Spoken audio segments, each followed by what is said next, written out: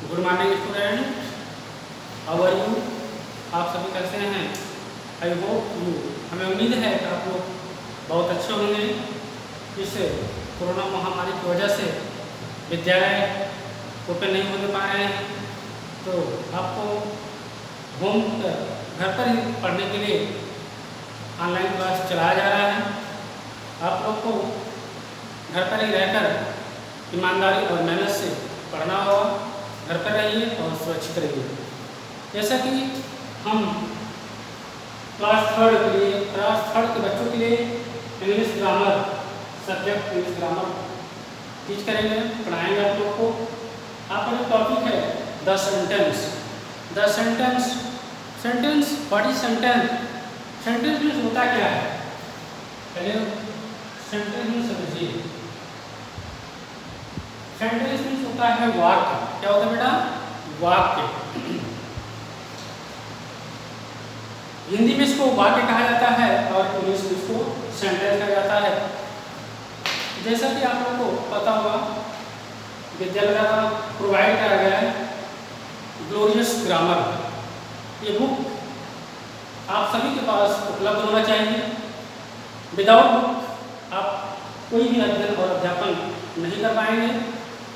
जिसके पास बुक नहीं है वो जल्द से यहाँ विद्यालय कैंपस से संपर्क करके बुक को परचेज करा लेंगे, अपना खरीद लें और ईमानदारी और मेहनत से पढ़ेंगे। तो फर्स्ट चैप्टर आपका है, फर्स्ट चैप्टर आपका है द सेंटेंस, वाक्य। बुक में दिया गया है, देख लीजिएगा आप उनके book. We have read in the previous class that a sentence, बताया जा रहा है we have read in the previous class that a sentence, हम पिछली कक्षाओं में वाक्य के बारे में अध्ययन और अध्यापन कर चुके हैं। आपको पूर्वक पता भी होगा कि सेंटेंस और वाक्य क्या है, इसके बारे में जानकारी भी होगी। फिर भी आपको बुक के माध्यम से आपको बताया जा रहा है We have read in the previous class that a sentence, पिछली कक्षाओं में आप वाक्य के बारे में पढ़े भी होंगे। दिया गया है sentence is a group of word arranged in the proper order that makes complete sentence. Sentence कब पूरा होता है आपको पता होगा, A to Z। ये आपके अल्फाबेट ऑर्डर हो गए। अल्फाबेट ऑर्डर में आपके 26 लेटर होते हैं। जब इसको हम अरेंजमेंट करते हैं, इसको एक व्यवस्थित क्रम में करते हैं, तब जाके एक नया रूप, एक नया वर्ड बनता है। जैसे A to Z आपको है, अगर हमको मैंगो राइट करना है, मैंगो की स्पेलिंग क्या है? MANGO। तब हम क्या करेंगे? A to Z जो अल्फाबेट ऑर्डर है, इसमें से हम एक लेटर को सिलेक्ट करके, स्पेलिंग इसकी सेलेक्ट करके उसको एक व्यवस्थित अरेंजमेंट ढंग से राइट करेंगे। तब एक शुद्ध शब्द या शुद्ध प्योर वर्ड हमारे सामने दिखाई देगा। जैसे मैंने राइट किया आपके सामने मैंगो, मैंने यहाँ अल्फाबेट ऑर्डर से लिया मैंगो, MANGO। मैंगो मीन्स होता है आम। इसका कुछ ऐसे निकला मैंगो एक शब्द हो गया, इसकी हिंदी हो गई आम से कुछ आपको रूपांतरण हिंदी में पता चला कि हाँ आम कोई एक वस्तु है। ऐसा यदि A to Z ऐसे दिया रहता है तो आप समझ नहीं पाएंगे जब तक इसका आप एक वर्ड नहीं बनाएंगे। वर्ड रहता कैसे बताया गया आपको। A to Z से आपको जो भी वर्ड आपको राइट करना है, यहाँ से आपको सेलेक्ट करके उसकी स्पेलिंग राइट करना है। मान लीजिए हमको ऑरेंज राइट करना है, तो A to Z से जो अल्फाबेट ऑर्डर है, इसमें से हम उसकी स्पेलिंग को सेलेक्ट करेंगे और एक नए वर्ड का निर्माण करेंगे। जैसे ORANGE, ऑरेंज। मैंने ऑरेंज लिख दिया, एक नया शब्द बन गया। कौन सा बन गया? नया शब्द बन गया। इसकी हिंदी होती है संतरा। क्या होता है बच्चों? संतरा खाया भी होंगे आप, बहुत टेस्टी होता भी ना, हम भी खाएं, आप भी खाएं।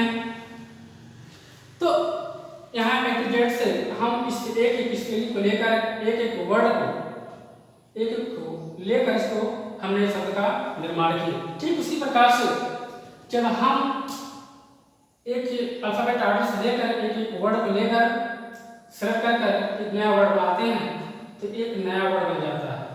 एक एक अक्षर को लेकर एक नया वर्ड बन जाता है। जैसे आपका मैंगो हो गया और ऑरेंज हो गया। ठीक उसी प्रकार से बताया गया इसमें that sentence is group of word, मतलब जो अक्षरों का समूह है, जो वर्डों का समूह है, जब हम उनको एक व्यवस्थित क्रम में राइट करते हैं वहीं से हमको एक सेंटेंस की प्राप्ति होती है जिससे हम किसी हाव भाव को समझ सकते हैं और पढ़ सकते हैं। जैसे एग्जाम्पल के तौर पर जैसे this is a pen, this is a pen, ये भी आपका न्यू वर्ड है, ये भी न्यू वर्ड है। मैंने क्या किया, इसको अल्फाबेटिक ऑर्डर से उसको एक व्यवस्थित करके इसको राइट कर दिया। ठीक, इससे आपका एक सेंटेंस कंप्लीट हो गया। ठीक, एक सेंटेंस कंप्लीट हो गया। This is a pen, this means होता है या, इज मीन्स होता है या, है मीन्स होता है एक, पेन मीन्स होता है कलम, यह एक कलम है।